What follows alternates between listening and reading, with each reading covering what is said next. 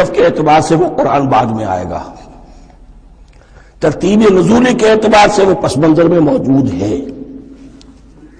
لیکن چونکہ یہاں پر مصحف کے اندر یہاں سے آغاز کیا جا رہا ہے، لہذا اس کا خلاصہ جو ہے لب لباب یہ ایک رکوع میں، اور قرآن کے فلسفے کا اور اس کے بعض نہایت ہی اہم جو موضوعات ہیں اور مسائل ہیں ان کا ذکر پھر چوتھے رکوع میں۔ ابھی ہم تیسرا رکوع پڑھ رہے ہیں۔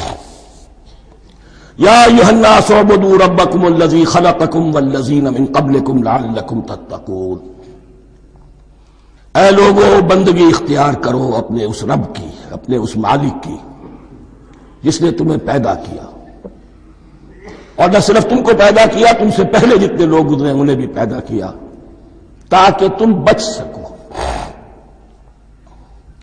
یہ قرآن کی دعوت کا خلاصہ ہے، اور یہ نوٹ کر لیجئے یہ تمام انبیاء اور رسل کی دعوت یہی تھی۔ اب جب پڑھیں گے سورہ اعراف پڑھیں گے، سورہ شعراء پڑھیں گے، ایک ایک کا نام لے کر ان اعبدوا اللہ واطیعون، ہر رسول کی دعوت یہ تھی اللہ کی بندگی کرو، میری اطاعت کرو۔ یا قوم اعبدوا اللہ ما لکم من الہ غیرہ، اے میری قوم کے لوگوں اللہ کی بندگی کرو، تمہارا کوئی الہ اور معبود اس کے سوا نہیں ہے۔ پھر حضور قرآن یہی عبادت رب انسان کی تخلیق کی غایت ہے، وما خلقت الجن والانس الا لیعبدون، ہم نے جنوں اور انسانوں کو پیدا ہی صرف اس لیے کیا ہے کہ ہماری بندگی کریں۔ لیکن یہاں ایک فرق بہت بڑا ہے، تمام رسولوں کی دعوت یہی ہے، محمد الرسول اللہ کی بھی یہی ہے، لیکن بڑا فرق کیا ہے؟ باقی تمام رسولوں کی دعوت آپ کو ملے گی یا قوم، اے میری قوم کے لوگوں، یہاں ہے یا ایھا الناس، اے بنی آدم، اے بنی نوع انسان۔ معلوم ہوا کہ تمام رسول حضور سے پہلے صرف اپنی اپنی قوموں کی طرف آئے ہیں، پہلے اور آخری اور کامل رسول ہیں اللہ کے محمد صلی اللہ علیہ وسلم، جن کی دعوت آفاقی ہے۔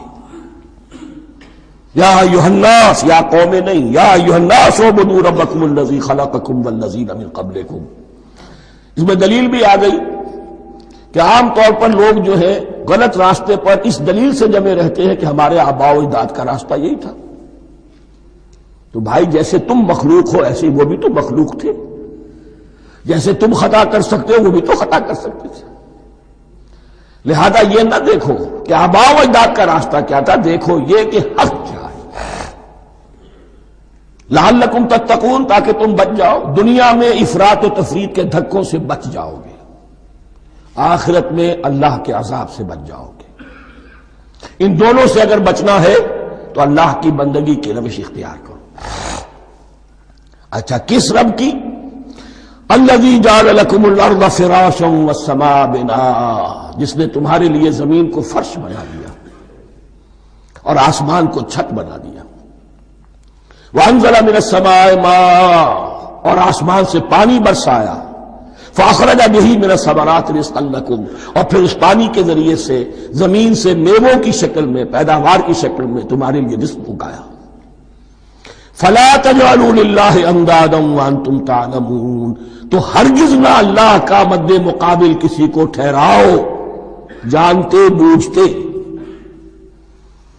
وانتم تعلمون کا ایک مطلب یہ بھی ہے کہ تم بھی مانتے ہو کہ اس کائنات کا خالق اللہ کے سوا کوئی نہیں۔ اہل عرب بھی مانتے تھے، جو ان کے دیوی دیوتا تھے وہ سمجھتے تھے کہ یہ اللہ کے اوتار ہیں یا اللہ کے ہاں بہت یہ پسندیدہ ہیں، اللہ کے محبوب ہیں، اس کے اولیاء ہیں، اس کی بیٹیاں ہیں، لہذا یہ شفاعت کریں گے تو ہمارا بیڑا پار ہو جائے گا، ورنہ خالق وہ مانتے تھے اللہ ایک ہی ہے۔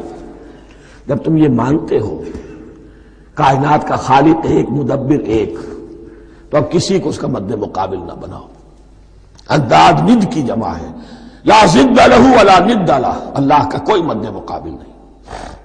اس میں یہاں تک بات ہے کہ حضور اس درجے، اس توحید کی باریکیوں تک پہنچا کر گئے ہیں اس امت کو کہ کسی صحابی نے ایسے ہی کہہ دیا ما شاء اللہ و ما شئت، جو اللہ چاہے اور جو آپ چاہیں۔ حضور نے فوراً ٹوک دیا اجعلتنی للہ ندا، کیا تو نے مجھے اللہ کا مد مقابل بنا دیا ہے؟ اس کائنات میں مشیت صرف ایک کی چلتی ہے، کسی اور کی مشیت اس کی مشیت کے تابع پوری ہو جائے، لیکن مشیت مطلقہ صرف اس کی ہے۔ یہاں تک کہ حضور سے فرمایا گیا کہ اے نبی آپ کے لیے یہ ممکن نہیں ہے جسے چاہے ہدایت دے دیں، انک لا تہدی من احببت ولکن اللہ یہدی من یشاء۔ اگر یہ اختیار میں ہوتا تو ابو طالب دنیا سے بغیر ایمان لائے نہ جاتے۔ فلا تجعلوا للہ اندادا وانتم تعلمون۔ اب ان دو آیتوں میں تو یوں سمجھیے توحید نظری بھی اور توحید عملی بھی۔ توحید عملی کیا ہے؟ بندگی صرف اسی کی ہو۔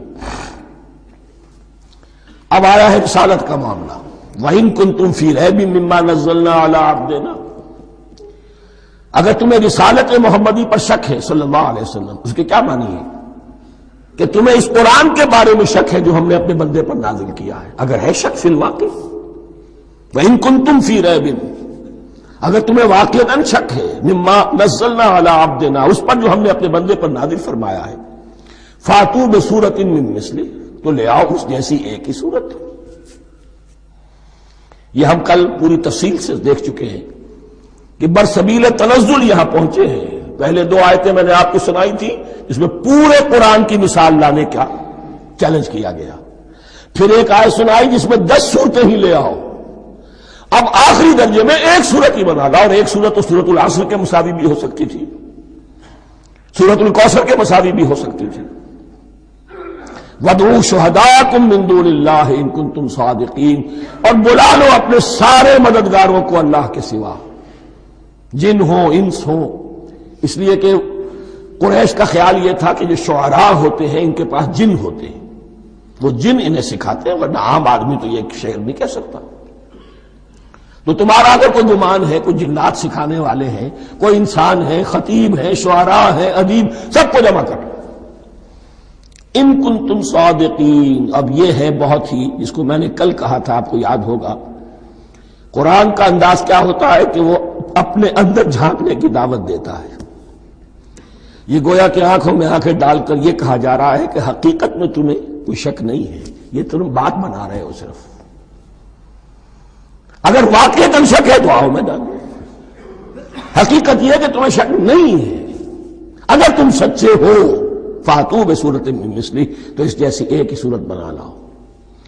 فإن لم تفعلوا، اب ذرا انداز دیکھیے تحدی کا اور چیلنج کا، پھر اگر تم یہ نہ کر پاؤ وَلَن تَفْعَلُوا، اور ہرگز نہیں کر سکو گے، یہ چیلنج کون دے سکتا ہے؟ اللہ کے سوا کوئی نہیں دے سکتا۔